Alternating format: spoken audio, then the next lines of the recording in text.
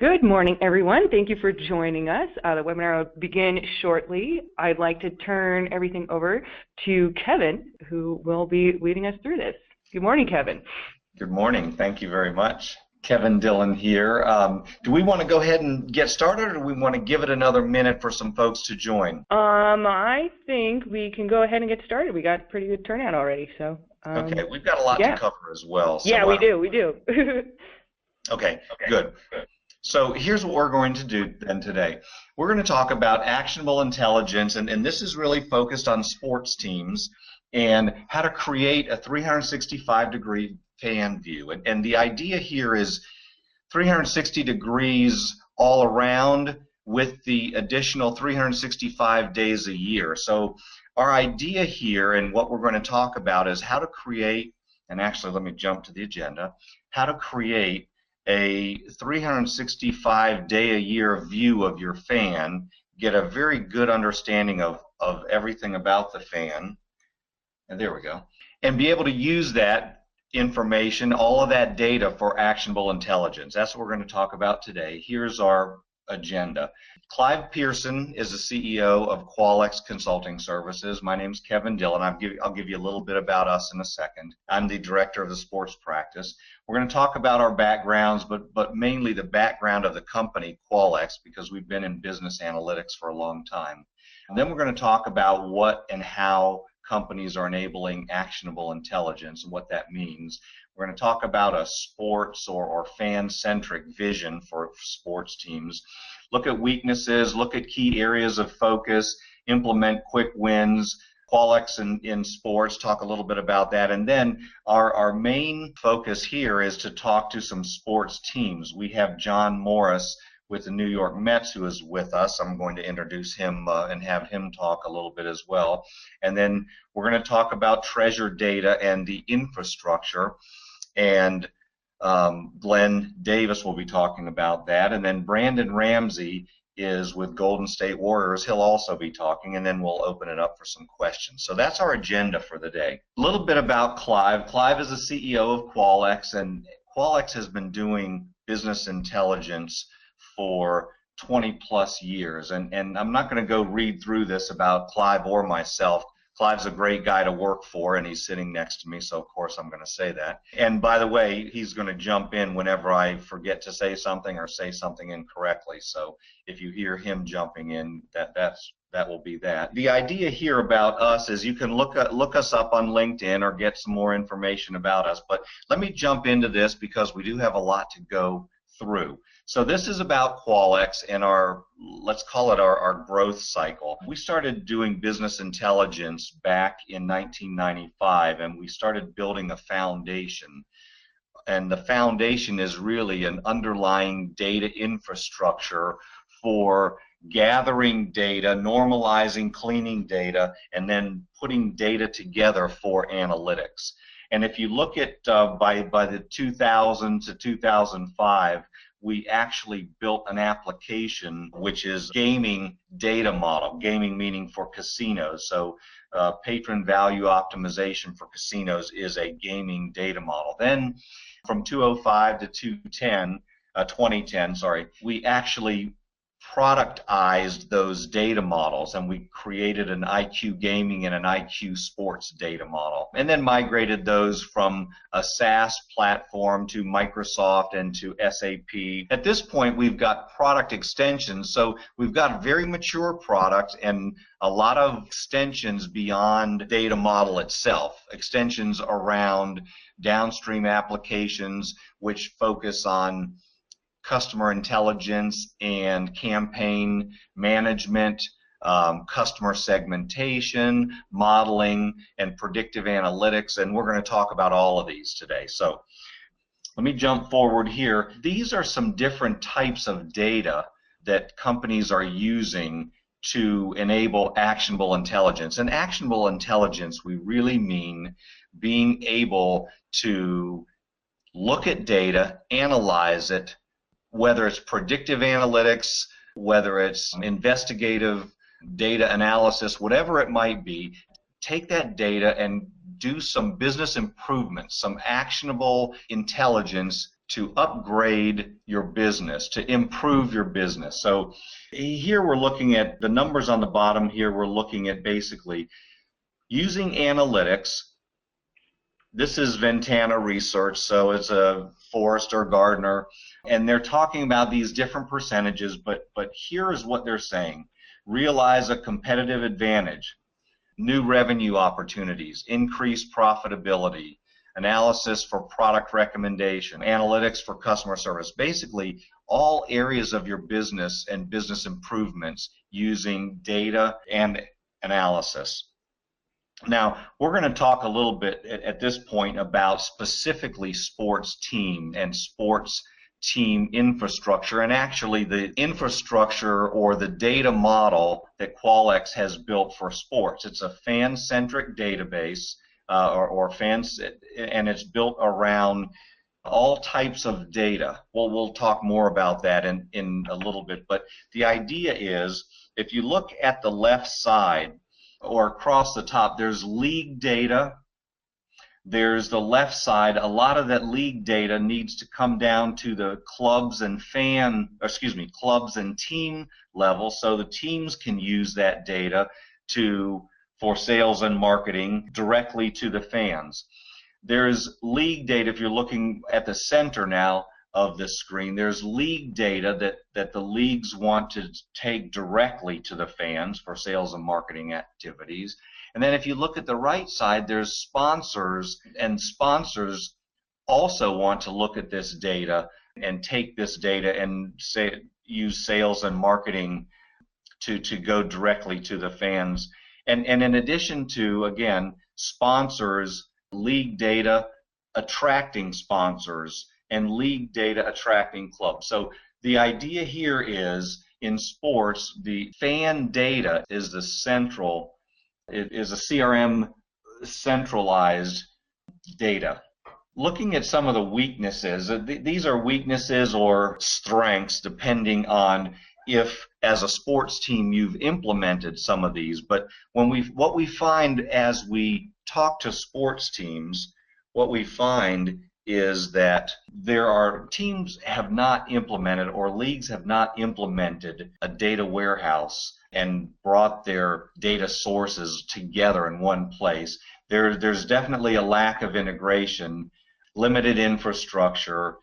The idea being that with these weaknesses, to overcome these weaknesses, you must bring the data together and do analytics around that data. And having the ability to do something with that data starts with getting it together. Again, a little more information about that. Being able to trust your data. The information in this particular slide is really about, can you trust can you trust the data and the quality of the data? And what we find is, if you haven't started investigating your data, it's probably needs some work. This slide talks to different types of data being out there, and just the ability to organize in one location, normalize the data so that it's matching each other, and then be able to trust that data and use that data for analytics. And that's not a trivial step. That just to get data together and normalize it is not a trivial step. So the areas of focus really are around a centralized infrastructure, consolidating and enhancing the data, building value into the data, and then the analytics capability to attack and address that data, and then what actionable items we can do with that data. And we talked a little bit about 365-degree fan view, and I'm going to move in and give you some more examples around the different types of data and how and what that means around a 365-degree view of a fan. First, in talking about quality management and analytics, so here are some examples of building this infrastructure and the benefits of this infrastructure. So customer engagements and transactions across all touch points are only accessible when you have all your data together in a centralized data warehouse, and having that clean, having the data clean, having it quality data gives you the ability to start addressing it. From an analytics and modeling standpoint, there's hundreds of directions you can take in looking at data. Some of the examples here around data mining are and recency, frequency, monetization models, VIPs, score your customers with respect to how much money they're spending and how recent and frequent they come to events, around their propensity to buy season tickets, forecasting, price optimization, dynamic pricing, price elasticity.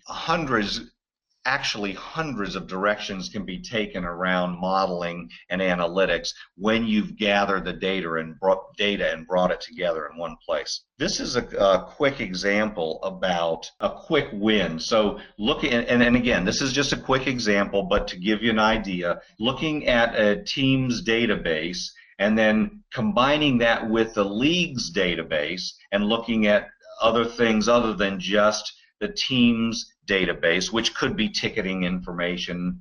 The league's database has additional marketing information, online video and subscriptions. Again, this is all online merchandise purchasing, international events. So combining all that together just immediately gives, and this is an example, gave an increase by about $50 in the average sales per email. Again, this is just one example, but the idea, again, is quick wins and doing some basic, simple, actionable items to generate business improvement.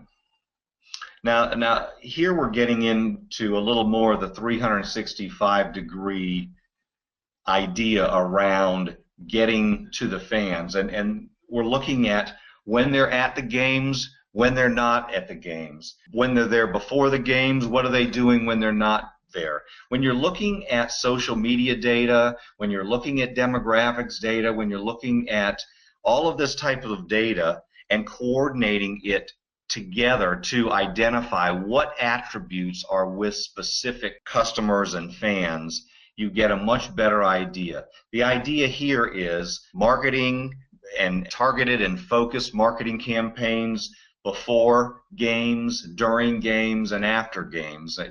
Again, some examples of that being prior to games, you've got extra tickets in the stadium, sending out some discount emails and mobile campaigns. During the game, sending to mobile devices, sending coupons and offers around discounts on merchandise. Post-event, sending surveys about, who did you think was the best player, and we're having an all-star contest, and those types of things. But basically, getting to the fans the information you want to get to them and understanding from them what they like and what they don't like, and getting a full 360-degree view of those fans. And again, if you look at the right side over here, these are some of the benefits that you get. We've been in the sports business for some time, and if you look at the left side, basically these are the types of, just some example of types of data from social media, ticketing data, mobile and web information, beacon data, where you are when you're at malls, where you are when you're other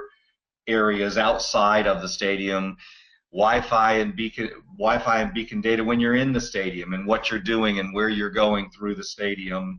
All of this type of information, upgraded seats. When this information is all put together, again, the idea is if you look at the right side here, the idea is to identify and understand the fans for better segmentation and better targeted marketing, and to go in and actually engage and recognize who these people are and what are their purchasing behavior, what is their social media behavior, what are their demographics, how many people per household and their ages, those kinds of things, and getting and making a convenient way to connect with them that they want, with the right targeted information that they want, and not having them opt out of different types of campaigns. And then the last thing is really about getting more fans to the events, getting more spend before and after the events and during the event. And again, this is another McKinsey on the bottom is saying that 15 to 50% of earnings growth is going to come from technology enabling innovations. And again, that's what we're talking about here. We're talking about innovation around businesses. This is the Qualix commercial part, so let me cover this real quick and then move on. I think I've talked a little bit more than we wanted to. So basically, we've been in business a long time doing business analytics, and you can see the rest of this. And then here's a picture of the logos of some of our clients. As you saw previously, we have 200 plus around the world. And with this, I want to keep to as much of the time as I can. Let me introduce John Morris. John Morris is an Executive Director of Business Intelligence and Analytics. He's with the New York Mets, and we've been working with John for several years. And John, are you there? I'm here, Kevin. Good. Let me turn it over to you then and let you start talking. Why don't you just give me the heads up when it's time to change slides? Sure thing. So thanks very much for the introduction. Like Kevin said, we've been working with Qualix for the last 2 years. We came on board after we signed a sponsorship deal with SAS and quickly realized we were out of our depth with the technology we had agreed to start using and our ability to use it. And so we contracted with Qualix, and they allow us to really focus on our business while they maintain their business. And so we don't worry about the deep technical underpinnings of how the data warehouse works or what the job schedule looks like, but we can focus on ticketing, sponsorship, merchandise, food and beverage, the things that pay our bills and pay my mortgage and allow me to focus on the things that are more important. I've got a technical background. I'm a mathematician and an engineer by training, and so what my team will do is we will prepare rough queries. We've got a handful of databases that get rolled into the data warehouse, and if we have a quick query or an idea of what we'd like to do, we can work with someone from Kevin's team who's available practically around the clock and say, this is what we're trying to do. This is what we're doing at small scale. Here's the first 50 rows. Can you make it scale and schedule it for 50 million rows a day or 50 million rows over the life of our data set right now, and then increment it hourly or daily as required. We have some remote monitoring in place, and so we'll occasionally get a warning saying a hard drive failed or a network card went down, and we've already routed around it. And so we'll get information, the following things went wrong, and we are fixing this, and I haven't finished my first cup of coffee. So again, it just goes back to allowing me to not think about the technology that underlies our technology. It allows us to focus on delivering information to the folks who need it. And the distributed staff from Qualix, they use a remote staffing model, and Clive can probably speak more to that. But we've worked with folks in New York, Miami, Columbus, Ohio, and the Philippines. And so if we need something done at 8 p.m. or 8 a.m., it doesn't matter when we ask. There's always someone available with the expertise to do what we're looking for. So our technical stack is well, we try to be pretty lean. In terms of the output stack, it's SaaS, so we have an Enterprise Guide, Enterprise Miner, and a Visual Analytics or VA license, along with Microsoft Dynamics on-premise for our customer relationship management software. The data inbound comes from an ever-growing number of sources, primarily our ticketing system, which is an Oracle database. We have our parking system, which is run with a Google Sheet. We are a small company despite our large brand, and so sometimes Google is big enough to get the job done, and so we'll use Google Docs. We have our Turnstile, which is run by a company called Alvarado, and a handful of other data sources that are coming in, and so we want to have a comprehensive idea of what our fans are doing. So when you bought the ticket, when you arrived to park at the ballpark, and when you scanned in are handled by 3 different databases, but we want to have an understanding of who you are as a customer. What does your purchase behavior look like? And using Qualix and using a few other tools, we've been able to come up with a comprehensive history of how folks got into our data flow and how folks got into our customer base and how can we maintain them. The average ticket purchase at Citi Field is 4 tickets. Mom, dad, and 2 kids is stereotypical. And the average number of games, or the modal number of games attended by that family of 4 is 1. And so if I could ask anybody to come to a second game or bring a 5th person to the game, I'd be raising my revenue between 25 and 100%. And it's not a very big ask to say, hey, Clive, do you want to come to a second game this year? The question is, how do I ask that from the client in a reasonable way, and how can I, which client should I ask first? And Qualix allows us to understand our most engaged customers. The dashboards that we've built using visual analytics based on data that Qualix has pulled for us allow us to deliver information across the spectrum of individuals inside our organization. So we have sales reps who are fresh out of college, have gone through 10 days of training, and we drop them in front of a dashboard that tells them these are their sales, these are their payments, these are the receivables they need to chase down. And we have a dashboard that rolls all the way up to the chief operating officer, where he can see this is, these are our sales, these are our payments, these are our receivables, but the granularity scales, right? The chief operating officer is more concerned with the total receivables, not individual accounts. And then we'll spin special reports off for managers, for our folks in accounting and finance, and for our friends out in sponsorship.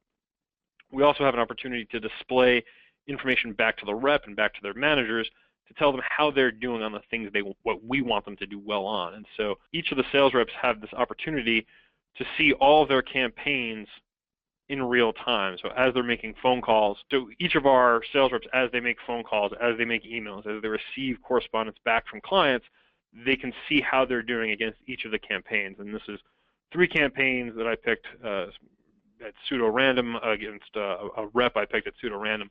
So each rep would see a dashboard like this, and the manager for that rep would see this across all of their sales reps. And so in their weekly conversation, how's it going? Well, things are going really well. And then you look at how big that no contact bar is across all campaigns. Well, that's a more reliable indicator of how things are going.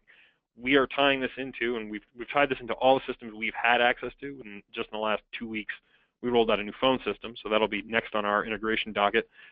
But all this information is collected automatically.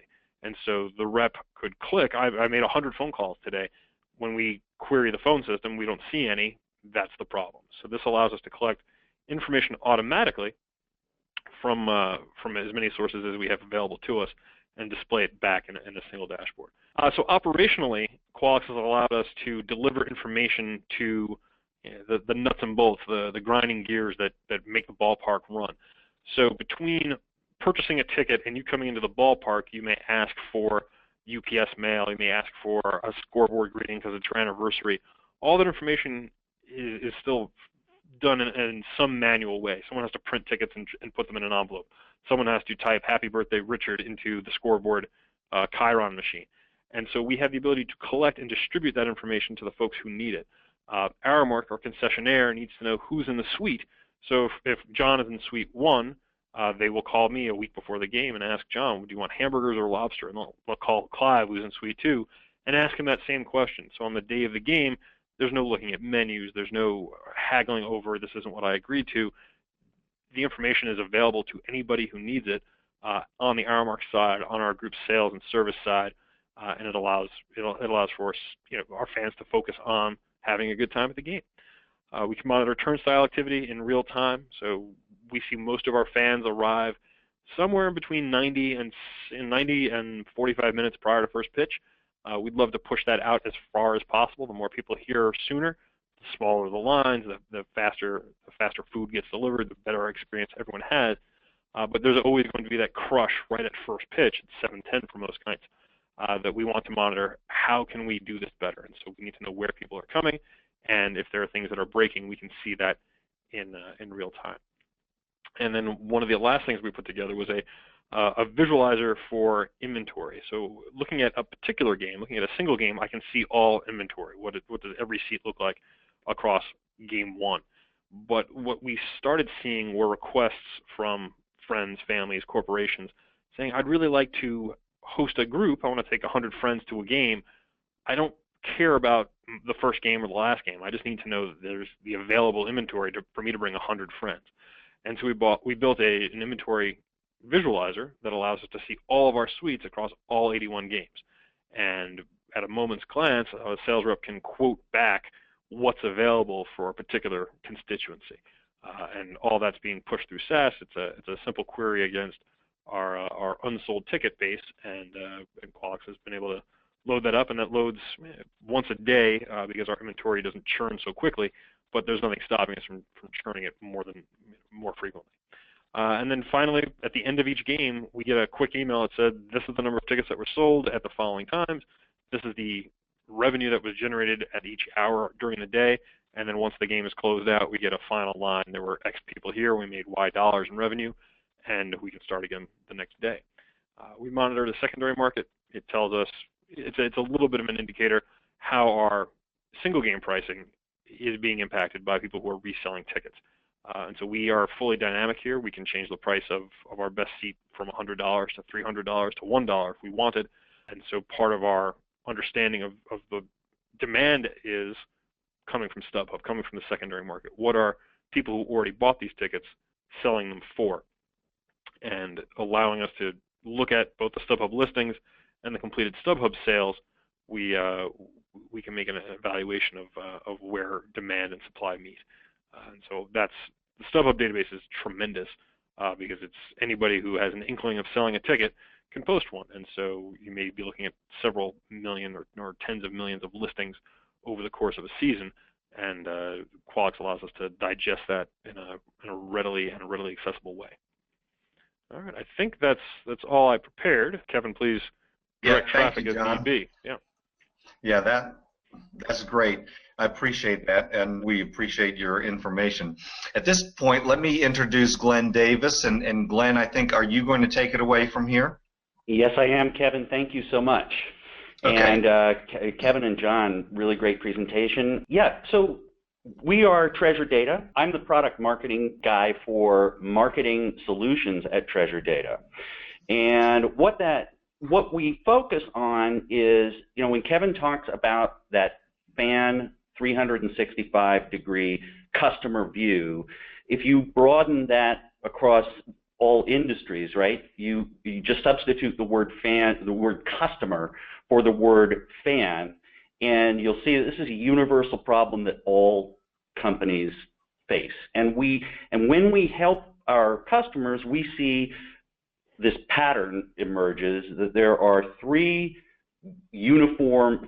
problems that we see happening over and over and over again across all enterprise. And that is, and we can go to the next slide, that if you are a data-driven enterprise, right, the more data that you collect, the more likely it is that that data is going to be disconnected, delayed, and inaccessible. So what that means is, if your data is not, like, you're collecting data from a lot of different sources. You got data in your CRM, you're collecting data from mobile and web, and all of that data, when it's not connected, that causes you to lose value in your data, right?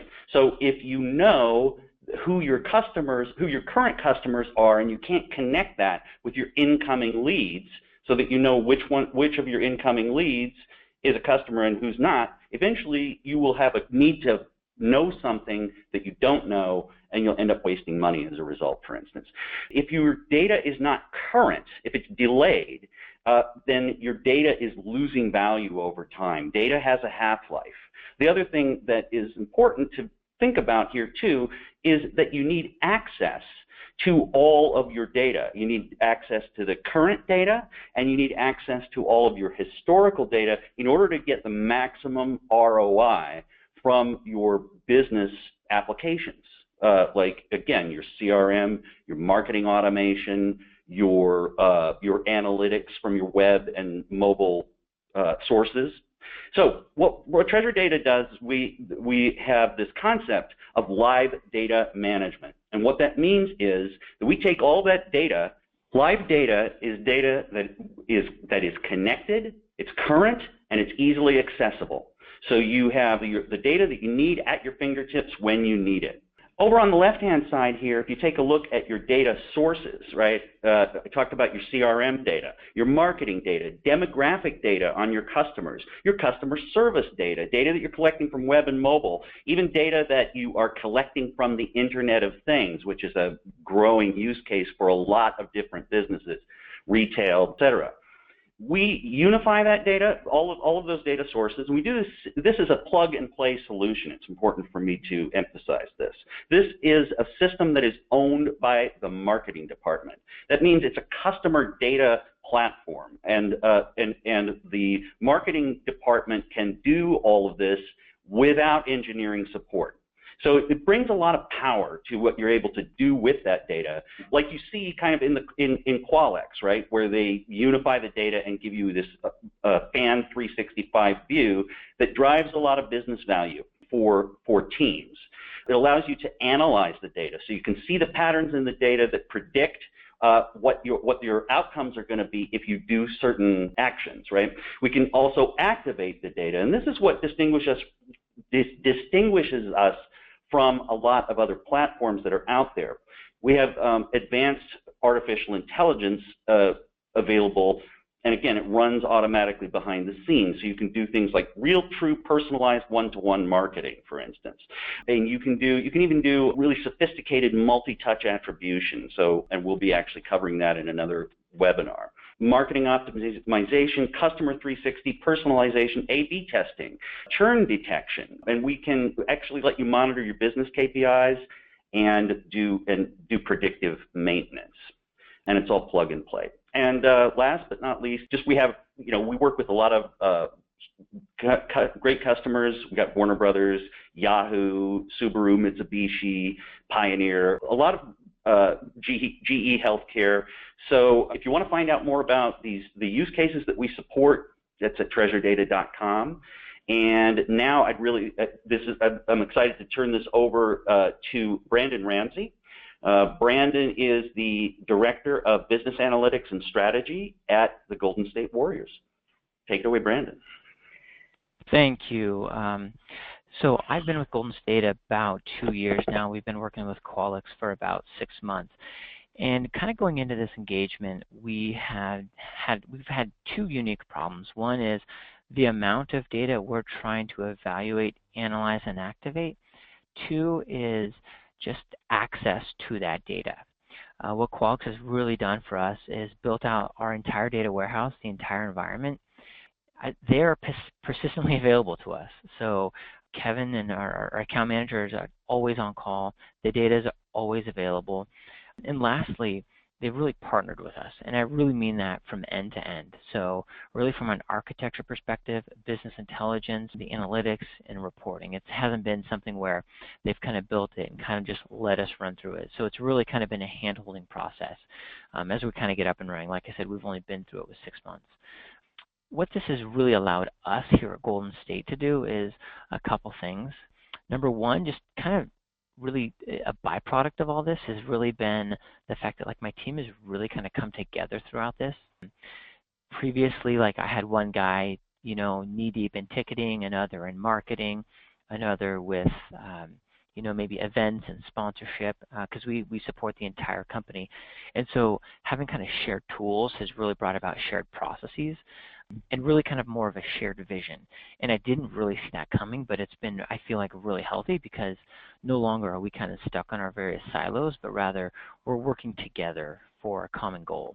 I feel like to date, we've had a pretty good understanding of our business on a native application basis, meaning our ticketing guy knows the primary, secondary market, our ticket scans, the science of the ticketing market extremely well.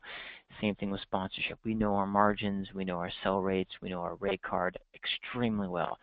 What the Qualix engagement has done for us is really allowed us to path our users across all these source systems. And so now we're able to see people hit our digital ecosystem, become a fan, see when they scan their tickets, see if they connect to our in-game Wi-Fi system, see if they're upgrading their tickets from the upper bowl to the lower bowl via our Experience app. And so that's just been a huge help, kind of making that a little bit more practical in terms of how we activate that. Now we can see how we're acquiring these customers.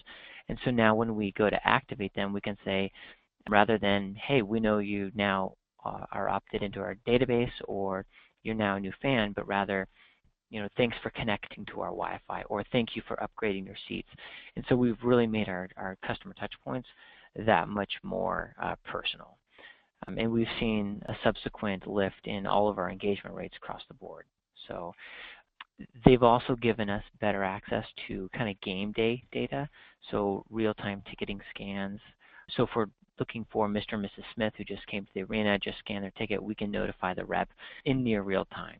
So that's kind of a really high-level understanding of kind of what our environment is and kind of what we've done with it. Like I said, we're only about 6 months in and kind of growing each day. So with that, I'll probably turn it back over to Kevin. Okay, thank you very much, Brandon. And thank you, everyone, for participating. I know we took a little bit extra time, more than we wanted, but we do have some time for questions and some discussion points. If anybody has some discussions. Kevin, we've got some questions coming in already, so I'll go ahead and relay them. So the first one we got is from Andy, and he was wondering, when you refer to sports teams, are you only focusing on professional teams, or do these ideas also apply to college teams? This is Clive. Absolutely applies to college teams, from the sense of the fan and the interaction and the touch points. They're pretty much all similar, so it absolutely applies to collegiate level sports. Absolutely. Great. Okay, cool. Okay, so this question is from Prakar. How much IT help is needed in implementing and running a fan data platform? Well, this is Kevin. I should probably ask Brandon or John to better answer that from their perspectives. Sure, this is John. I'll happily jump in. So it all depends. So our ticketing database is an on-premise replicated copy of the remote hosted database from tickets.com.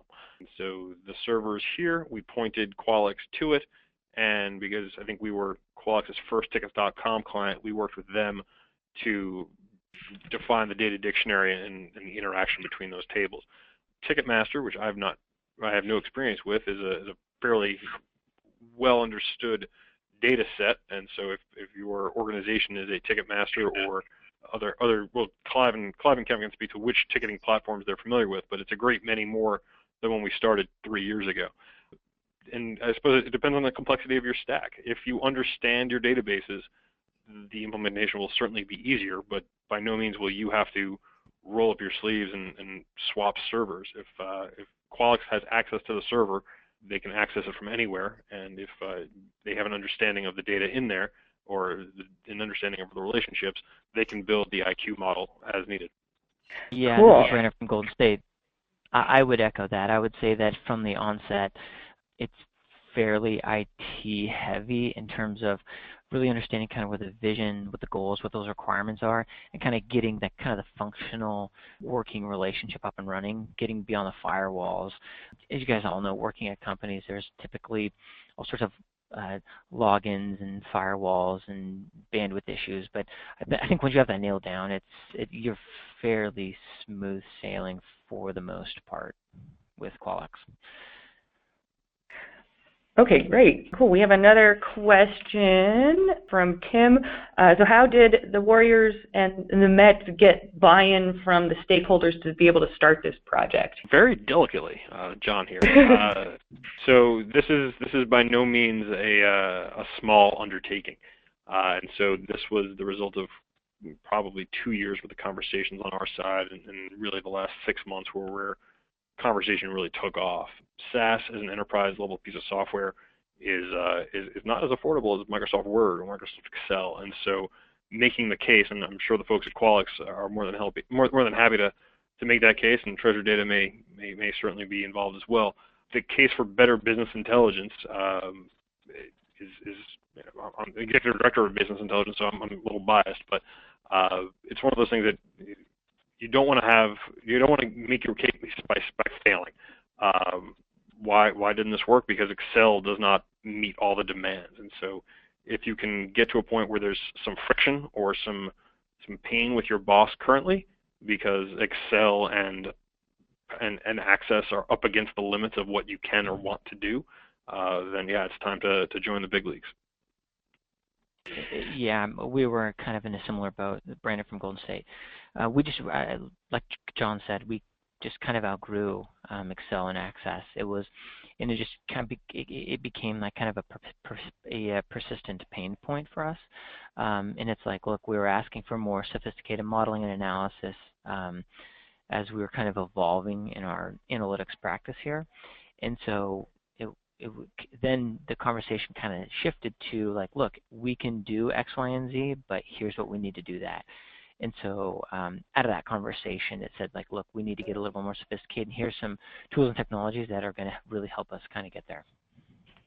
Yeah, and this is Glenn from Treasure Data. I just basically want to emphasize what Brendan and John are saying. What I see as the common theme is you really, really need to have a champion in your organization for data-driven business, right? And there's always a gap. I would say, again, like universally, there's a gap between what a company is actually doing in terms of making the best use of their data to drive ROI, and what is possible. And if you see the possibility within your organization and you can point to a specific pain point that you have with your boss, as John said, that can make all the difference in the world.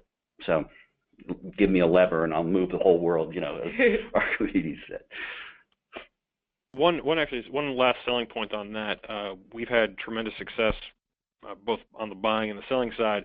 If your boss finds himself or herself in a room with another boss who has something fancy or can brag about having something fancy, you will see call volumes go up. Hey, that looks really cool. I'd like that. And then on Monday morning, I get a call. Hey, we're going to do this now. Make a way to find a way to make it happen. That's great. Great. So we had a question from Gorgie that I can answer. Will playback be available? Yes, it will. Everybody who is attending or signed up will get the recording of this in their email. And then Matt Lee was wondering if there was a demo, and I know for us on the Treasure Data side, you can come to our website and request your own specialized demo. I'm sure something similar for Qualix as well. I will jump in right there at that. I will be more than happy to show demos to any of the people that are interested, and I think we should be available, or it would be easy enough to get a hold of us, and we'll be glad to go through all types of demo situations around sports teams and or other industries. Cool. All right. So that is the questions we have coming in. So I think since we've gone over a little bit, we like to give everybody their time back. Kevin, do you have any final thoughts? No, appreciate everybody's time and effort. John and Brandon, thank you very much. Glenn, thank you as well. And we're looking forward to hearing more from people who are interested to look more into putting their data together and doing analytics. Great. All right. Well, thank you, everybody. Have a fantastic Thursday.